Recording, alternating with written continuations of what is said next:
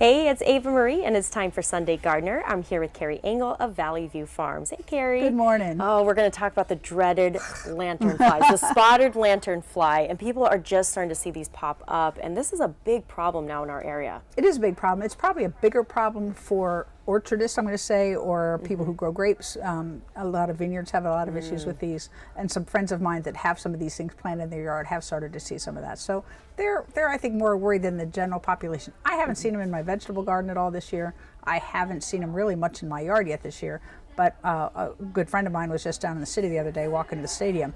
They were everywhere.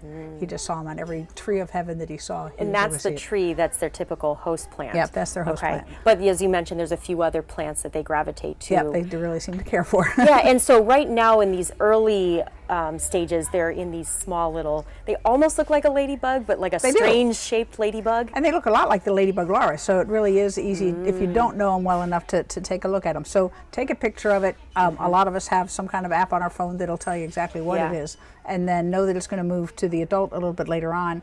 And they don't fly as much as they hop from place to place. Yeah. And they're hitchhikers, so they'll get on the grill of your car and move on to another place. This is how we got them. They started in like Bucks County, Pennsylvania, and have managed to find their way. The shame is, I mean, they really are pretty bugs. They're so unique, so vibrant looking, but we're supposed to kill them because they're bad for the environment here. They're invasive.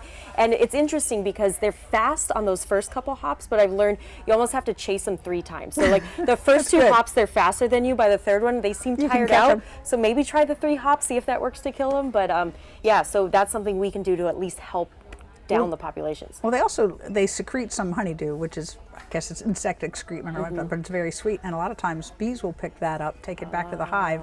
So now there's some honey that uses spotted lanternfly that has kind of a smoky taste. Oh, interesting. Yeah, I've tried it. Not sure I'd make a habit of it, but whatever. Interesting. Okay. So if people are concerned about their own plants, what should they use? Well, take a look. If you have the tree of heaven, identify that plant. Take a look at it. You might see these nymphs. Last year, I had a few in my yard. Cut them down, put them in a bag, and then threw them away.